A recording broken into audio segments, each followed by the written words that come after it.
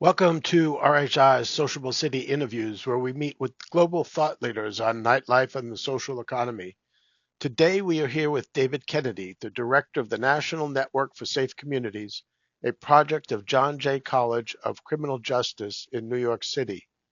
Mr. Kennedy and the National Network support cities implementing strategic interventions to reduce violence, minimize arrest and incarceration, enhance police legitimacy, and strengthen relationships between law enforcement and communities. Well, hello, David. It's great. It's an honor for me to be with you. I really respect all of your work, and I know we got great feedback from when you were down in Dallas. But I'm happy to see you. Good to be with you again. Yeah, yeah. So I want to begin by just a brief background of who you are and how you came to be doing the work that you're doing. I know that you have a legacy of accomplishments, but give a brief synopsis of what you're doing now and how you got here. I am a violence prevention and public safety obsessive, as a lot of people in the academic and community of practice that I'm happy to belong to are. In a lot of ways, I am here by accident. I never intended to do this kind of work. I'm ashamed to say that until I didn't really pay that much attention to these issues. Um, and what happened to me was that in the mid 1980s, when I was living in Boston and had a wonderful day job as a staff writer for the faculty at the Kennedy School of Government at Harvard. The school is a professional school, and it uses the case method, as a lot of professional schools do. I wanted to be a serious nonfiction writer. I wanted to grow up and work for the New Yorker or something like that. And I had this amazing job, um, being on call for the faculty at the Kennedy School, writing teaching cases on their demand. And I was tapped by a group working on policing, and had no interest in policing, had no interest in policing issues beyond, that of a obsessive newspaper reader.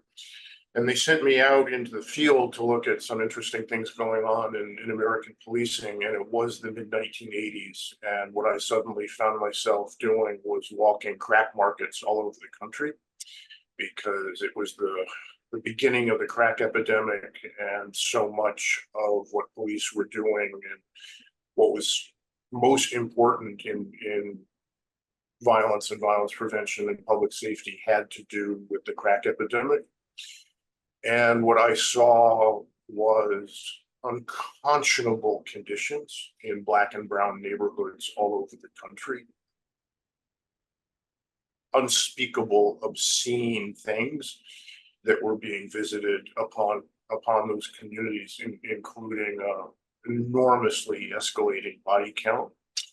And it captured me, and I've never been able to turn away from it. And so from that, I know you kind of made your mark with a focus on Boston. But at the time, I guess this laid the groundwork for you to look at what the traditional police and law enforcement approach to crime was. You began to witness that firsthand. So how would you describe what it was, and then how it evolved to what you call focused deterrence? I think it's worth sketching the two ways that we think about addressing certainly violence, but also a whole range of other issues that we can call them crime, we can call them violence,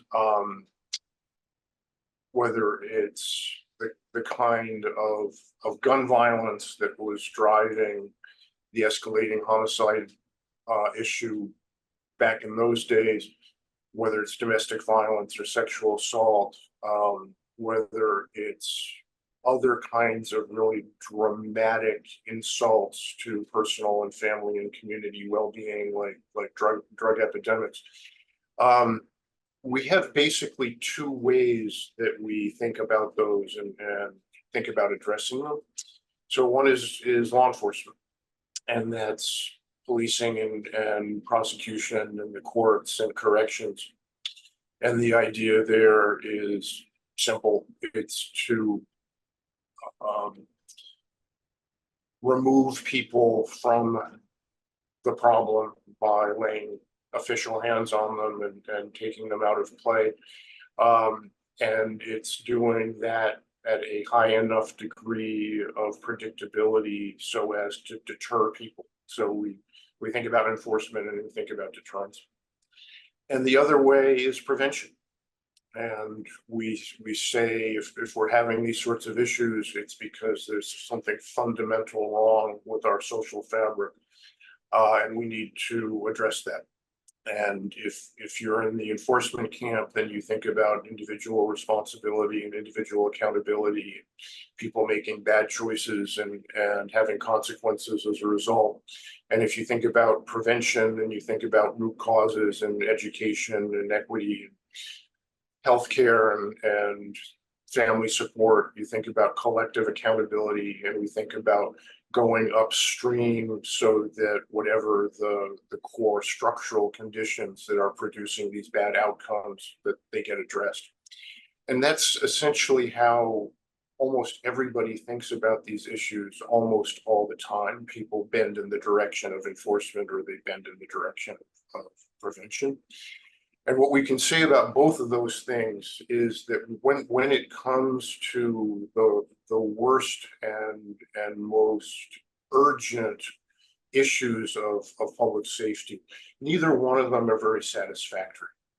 If I go back to the crack days that kind of brought me into these conversations,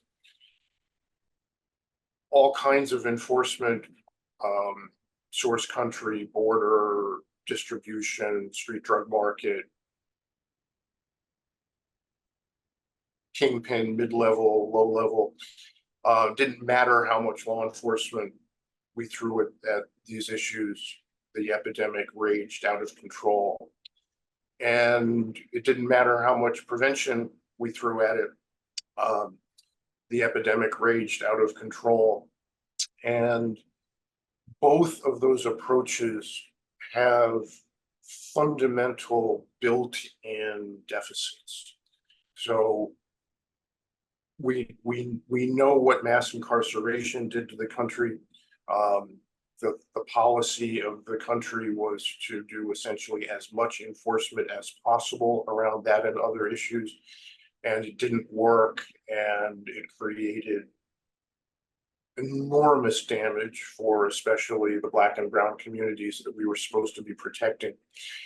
And the structural deficit with prevention is that no matter how hard we try, no matter how much investment gets made, those approaches simply cannot operate quickly. If we're talking about these fundamental social structures, there's nothing that we can do that makes any of those responses an urgent and rapidly acting response. If we're working on education and employment and racism and equity, as important as those measures are, they simply cannot operate quickly. And so neither one of them actually works very well for us in practice. And they both have kind of built-in either harms or inadequacies that we mostly just learn to live with. The term focused deterrence is something that you've brought up, and it reminded me of when we worked with Michael Downing in L.A. He was a commander working in the Hollywood Boulevard area, and they had a lot of gang-related problems. And so one of his tactics was to go to the homes of the gang members and advise them that, they're not welcome to come back to the neighborhood anymore, and that he knew where they lived. And so he had that kind of really interventionist approach. And when I listen to what you say, maybe I'm wrong, but it seems to me that's kind of like a focus deterrence where you recognize that you have to have a more strategic intervention with those who are most prone to be involved in the violence, rather than, like you said, a broader prevention approach or just more police out on the street arresting people and putting them in jail. So I just have to say that at least by that description, that's not an intervention that I and the world I'm part of would be terribly happy about. Um, Gang members, so-called, and lots of other people get told all the time that they're unwelcome. And that's part of the problem with how we engage with them in their communities. So to go to somebody who lives in the neighborhood and say to them, probably with their family watching, that they're not welcome in their home community is extremely problematic at best. But having said that, what we know to be true, and what's really the kind of empirical key to doing things very differently and much more effectively, is that the worst crime and violence problems are overwhelmingly in all kinds of different situations driven by very, very small numbers of exceptional people. And the finding in Boston in the mid 1990s, where this particular approach was invented, was that the crack era violence in Boston and the homicide and non-fatal shootings and the chaos that came with it, the at-risk population that was heavily involved in crack markets and in the violence and such that came with it ended up being in a city of over 400,000, only about 1,500 people. They were readily identified. They were in gangs and groups and crews that were extremely active and extremely visible. They were both victims and perpetrators. So another issue with the way we routinely engage with gang members and others is that we think of them only in terms of their bad behavior and not in terms of their risk and vulnerability. And if you were in this small world in Boston, went into it when you were 18, came out when you were 27, one in seven of you didn't make it. 15% of everybody in this small world was killed during that very short span. And statistically, almost everybody got hurt. So whether it's homicide, whether it's street drug markets, it turns out that the most violent kind of domestic abuse fits this pattern. It's a very, very small number of extremely active people that generally inhabit both perpetrator and victim circles. And that means that it's turned out to be possible to identify them and engage with them in what turns out to be a pretty common sense way and make a really, really big difference with respect to these core issues. Hmm. Now, as you know, a lot of our work is more specific to nightlife areas or nighttime social areas.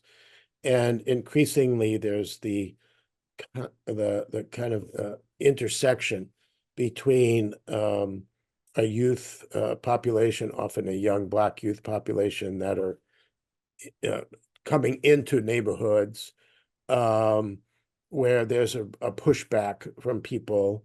And you have obviously everything associated with nightlife often is involving gang activity and robberies and assaults and other types of drug dealing. It all centralizes around that density of people who are out late at night. And so I'm interested, from your perspective, because if it's just this minimal number of high risk people, when in fact you could have many more people who are coming out who are just looking for places to socialize, places to meet people, that's safer than their neighborhoods. I often hear this, that a lot of times the young youth that come into these nightlife areas are just leaving really high risk environments where they don't feel safe, and they feel at least safer in a public kind of entertainment district area. Um, but at the same time, you have gun violence and increased risk of gun violence. And in many states, I think it's up to 31 now, you have open carry. So you have this kind of confluence of high density of social activity late at night, generally with young adults who are often engaging in sexual solicitation and other things, that they are often put in a position of risk. So I'm remembering being with you in Dallas while the team that had come in from Pittsburgh talked about exactly these issues.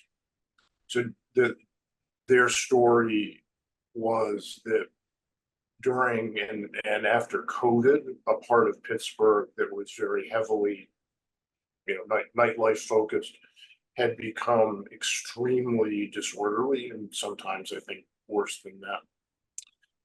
And if we cut to the end of what they figured out and what they did,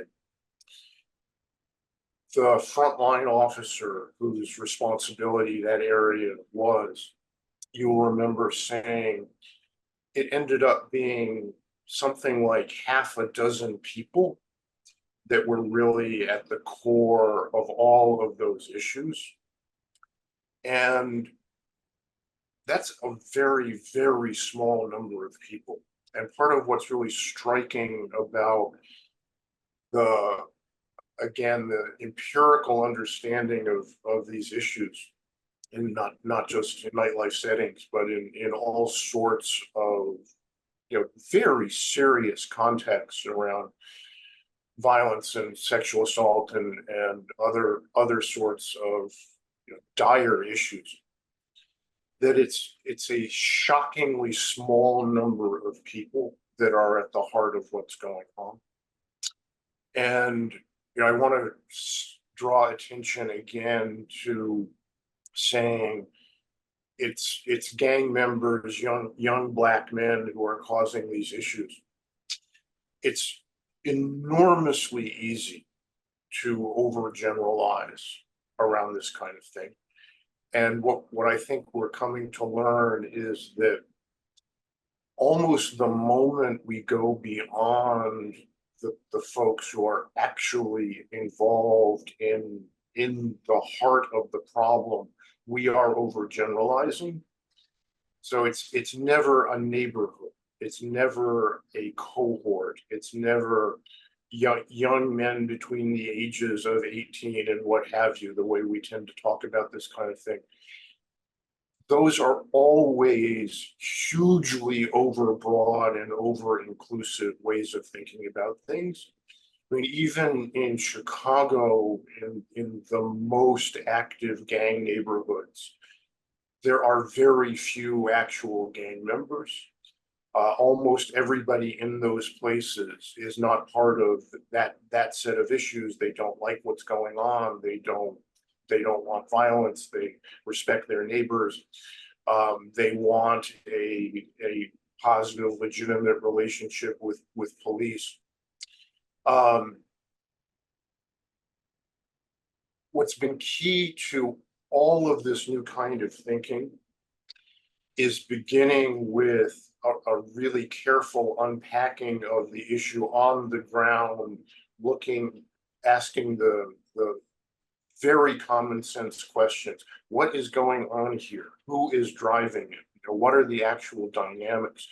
And when you ask those questions, which we historically have not done a very good job of asking and answering, you routinely find the sort of thing that we heard about from the Pittsburgh team about their nightlife issues, which is it's a handful of people whose names were eminently knowable.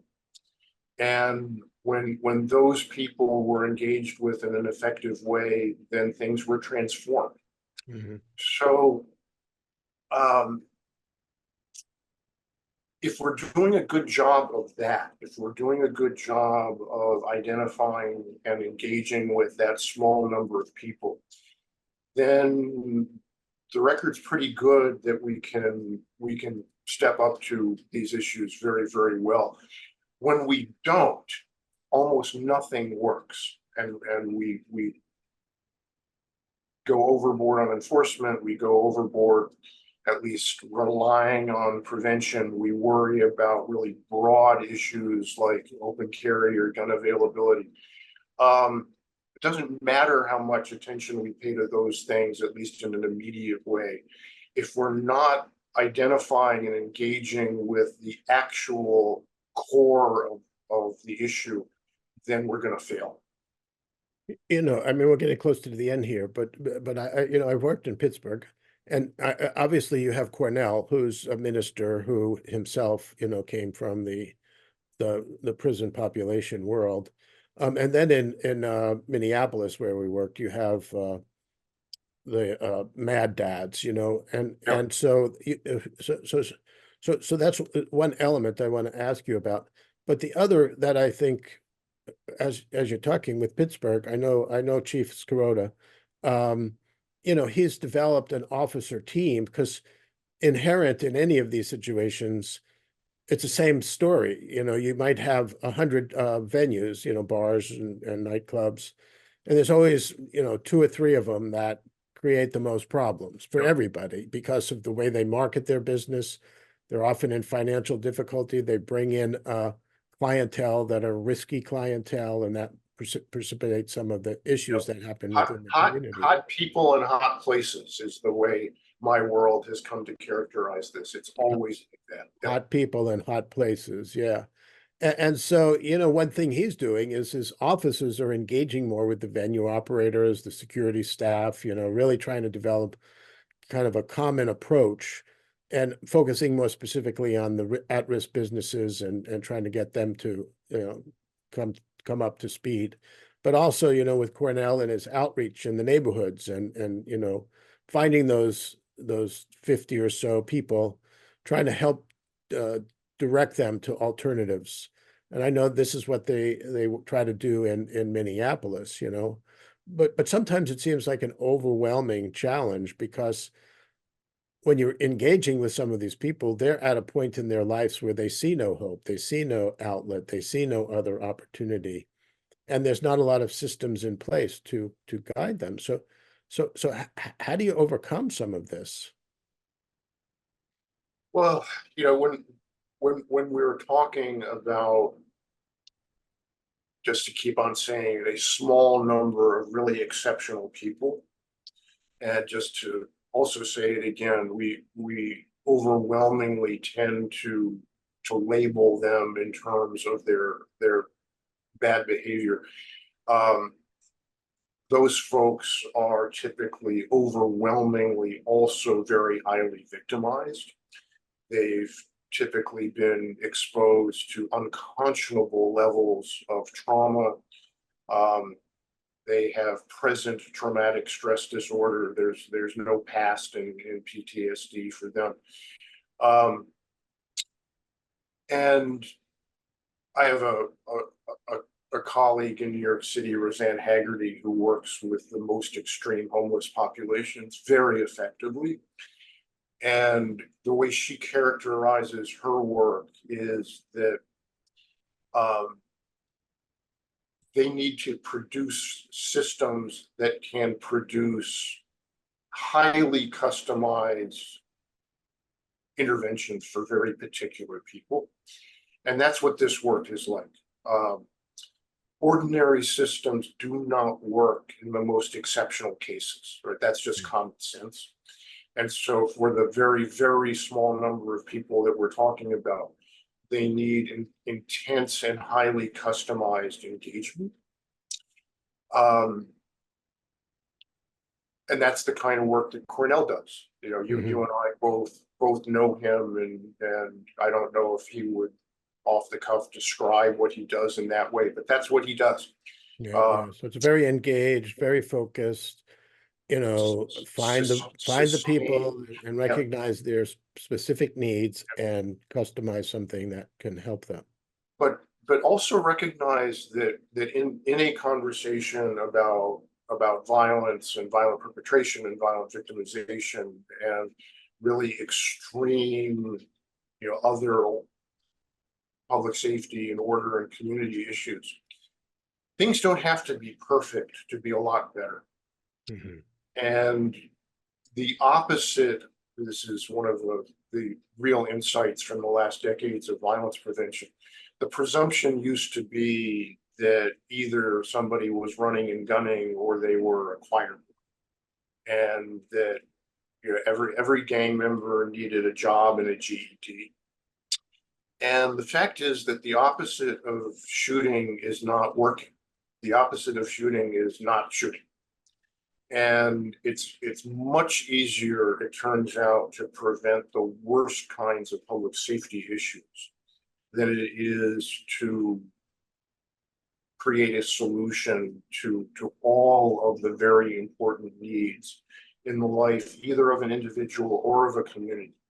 Mhm. Uh, and I just once again go back to the fundamental here, which is that even in communities that are labeled as very high violence places, almost everybody in that community is not violent, does not want to be violent, does not like what's going on. It's a very small number of people that are at the heart of what's happening. And that's a much easier lift than fixing everything that legitimately needs attention. Mhm. Well, this has been great. If I could kind of summarize, what I hear you saying is essentially communities have fear, but they have to be educated that the issues of their fear are much more manageable than they believe, that it requires police, but police have to take a different approach to really having a much more focused deterrence and intervention, whether it be with alcohol venues or venues that are catering to some of the high-risk populations, or much more strategic interventions, and mostly collaboration with community organizations like your friend in New York or Cornell in Pittsburgh, where they can help connect this small minority of exceptional people to specialized interventions that are geared more to their specific needs than to try to have a broad prevention approach or a broad enforcement approach, which is not proven to be as effective. Is this a good summary? It's remarkably good. Yeah. What I would do though is go back to where you started on this, which is, in our experience and all the formal research shows as well, communities don't need to be educated about their own situations. They know what their own situations are. It's really the rest of us that need to understand what they already know. Um, so I would feel remiss if I didn't highlight that. It is, again, I'll just say almost shocking how concentrated many of these issues are. I was on the phone recently with folks from Atlanta, Georgia, and they've identified about 1,000 people across the city of Atlanta, um, who had, I think it was 3 or more felony convictions, including a violent or gun prior. And out of all of the city, the greater Atlanta area, those 1,000 people represented 30% of all felony arrests on an ongoing basis in Atlanta. And you figure out something that is effective with respect to those 1,000 people, it's a different city. And Wow. that's the way these issues have turned out to Yeah. present themselves. So a lot of focus too on data and evidence. Yep. These are all factors that sometimes are superseded by biases and racial perspectives Yep. and youth Absolutely. youth are the source of all of our problems. It's Yep, going back exactly to a right. data evidence base. Well, this has been a delightful conversation. I'm sure I could talk with you for a long time. Have a lot of stories to share, but this has been wonderful. Thank you very much for your Terrific. time. Thank you.